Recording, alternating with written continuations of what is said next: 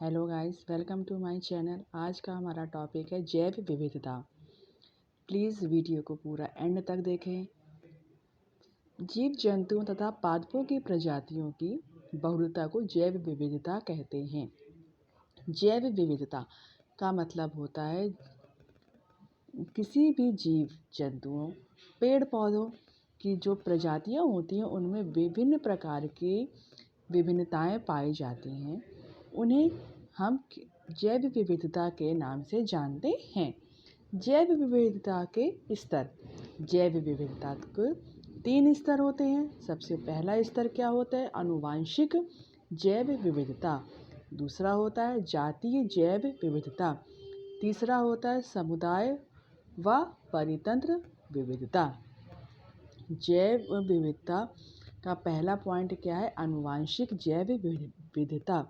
आनुवांशिक जैव विविधता का मतलब आनुवांशिक मीन्स जीन्स, जो कि हमारे मनुष्यों में या जीव जंतुओं में जीन्स के आधार पर जो उनमें विभिन्नता उत्पन्न होती है उसे आनुवांशिक जैव विविधता कहते हैं। दूसरा पॉइंट है जातीय जैव विविधता, मतलब जाति के आधार पर जो विभिन्नता उत्पन्न होती है उसे जातीय जैव विविधता कहते हैं। तीसरा समुदाय व परितंत्र विविधता। समुदाय या एक परितंत्र में जो विविधता उत्पन्न होती है उसे समुदाय विविधता कहते हैं। ये तीनों विभिन्नताएं, जैव विभिन्नताएं अलग अलग होती हैं।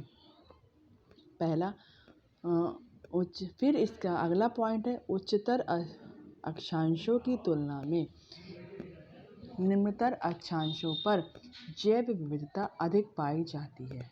कहने का तात्पर्य जो हमारे अक्षांश होते हैं, उच्चतर अक्षांश और निम्नतर अक्षांश, तो उन अक्षांश जो उच्चतर अक्षांश होते हैं उस पर जैव विविधता अधिक होती है और जो निम्नतर अक्षांश होते हैं उस पर जैव विविधता कम पाई जाती है।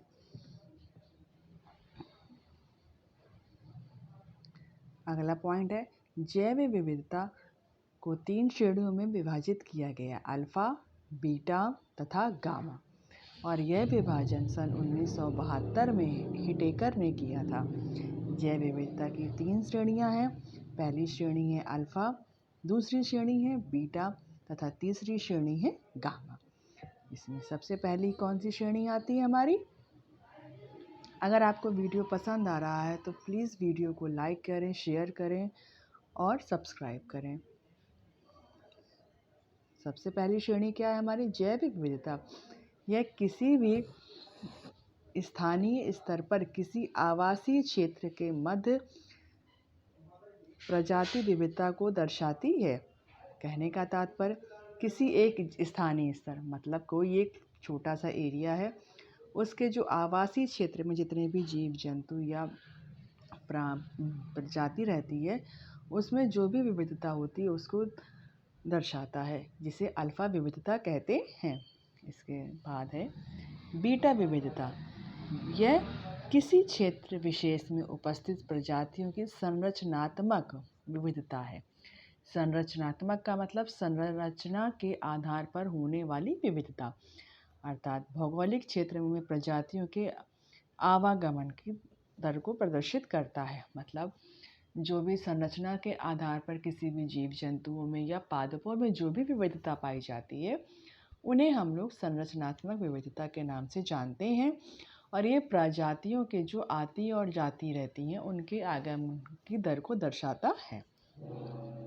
इसके बाद हमारी अगली विविधता है गामा विविधता।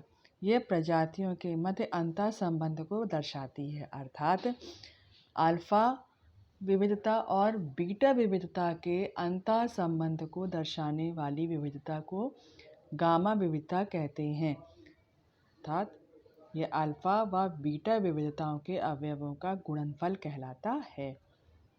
अगला पॉइंट है जैव विविधता की प्रवणता।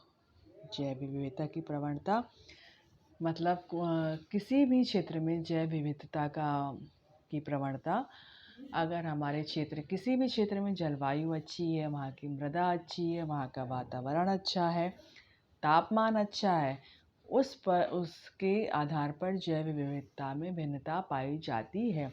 अर्थात कहने का तात्पर्य यह है कि जैव विविधता की प्रवणता उस क्षेत्र की जलवायु, मृदा, तापमान तथा आर्द्रता पर निर्भर करती है। ये है हमारा जैव विविधता का छोटा सा टॉपिक, जो मैंने आपको अपने नोट्स के माध्यम से समझाने की कोशिश करी है।